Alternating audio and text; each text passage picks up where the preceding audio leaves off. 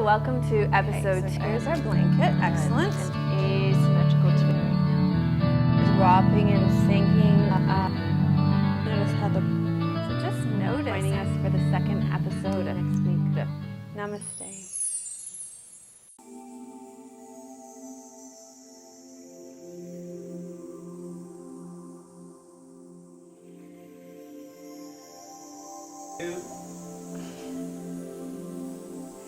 Hello and welcome to episode 29 of Namaste Yoga. Thank you so much for joining us this week. This week we're continuing with our series of classes around the Hindu deities, and we are continuing our journey with Kali. And Kali is known as an incredibly fierce god. She's often associated, goddess actually. She's also associated with fire. So I thought we would start our practice with breath of fire, and so I before we went on the air, so we are going to need to you'll want to get some tissues and clear your nose for this. All right, so now that you've cleared your noses, we're going to do breath of fire, and breath of fire from a kundalini perspective. So different than Kapalabhati, different than the breath. So the way it works is that you have a very active exhalation and a very active inhalation. And as you breathe out, you draw the navel back. And as you breathe in, the air fills up again. But both pieces are active. So it looks like this, and I think I'll probably just lower my mic away from my nose so you don't get overwhelmed by it.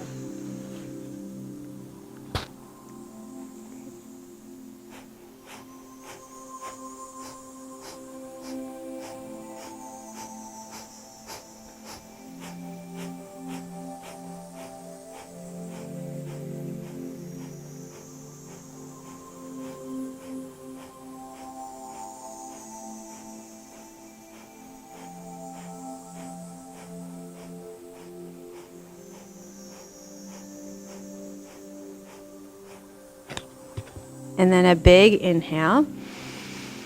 Suspend the breath. And exhale. Okay, so then we'll just take that. Everything's good.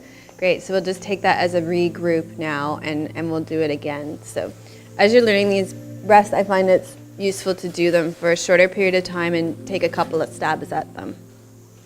Okay?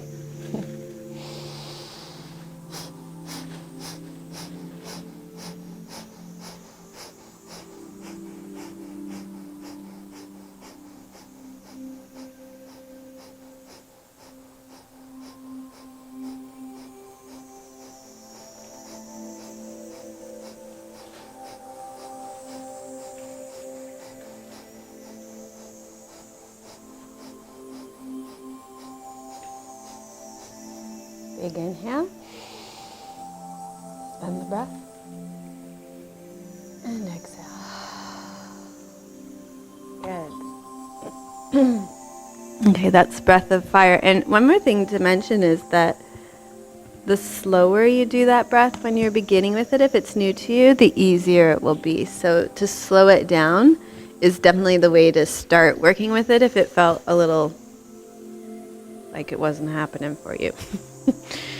Okay, so you ready to rest back?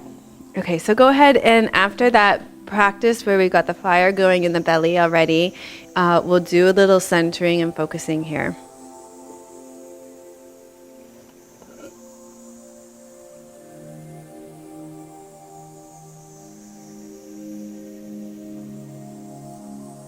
Okay, so as you rest back here, I want you to tune into your own creative energy, your sense of will, that part of you that compels you into physical movement and action. And also the sense of energy in your body right now. We did start with that breath practice, which is incredibly energizing, and so you may have a sense of energy moving through your body at this point.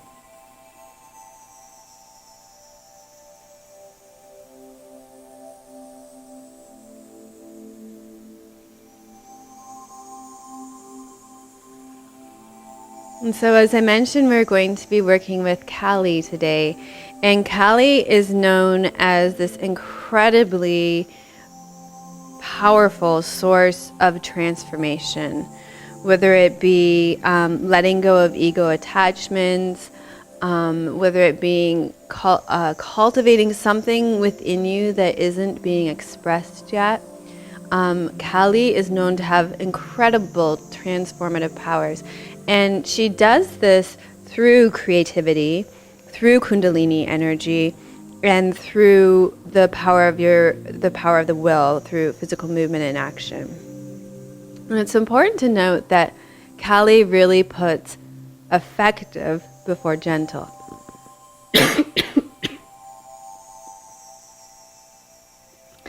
So when you call on this kind of energy for change and transformation, she comes, but don't expect it to be gentle. It can be quite turbulent. But even in the turbulence, it's very compassionate.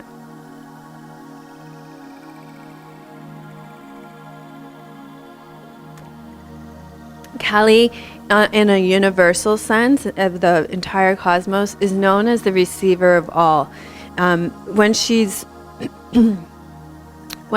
is presented in iconography, she has a very black look. And this black look is the blackness of the void. You'll often see her black hair, really wild black hair. And in the cosmos, Kali is known as the one to whom all energy returns. So I think a lot of us can think about this like the big black hole. If the universe were to end, it would all go into this black hole. So as I said, Kali is known as the destroyer of the negative ego, and the more negative the ego, the greater the destruction. But she is incredibly compassionate. So if you think about that black hole, then Kali will draw into it not only all your beautiful and lovely and acceptable sides, but also the parts of you that you maybe don't want other people to see. And in that way, it's very compassionate. She invites it all in. She's willing to take your shadow along with your light. She's known to have a destructive side, and she's able to move outer and inner obstacles, especially spiritual blindness. So, although Kali's grace is very complete and thorough, it can be really uncomfortable during the transformation. So, I've been using this example all week of how when you do renovations in your house, it's ultimately a good thing, but when you're in it, it can be really, really uncomfortable and turbulent and intense and unnerving and disruptive to what you're used to. So the same thing when we change ourselves internally, it can be intense, it can be unnerving and uncomfortable and disruptive, but in a really effective way and in a short period of time.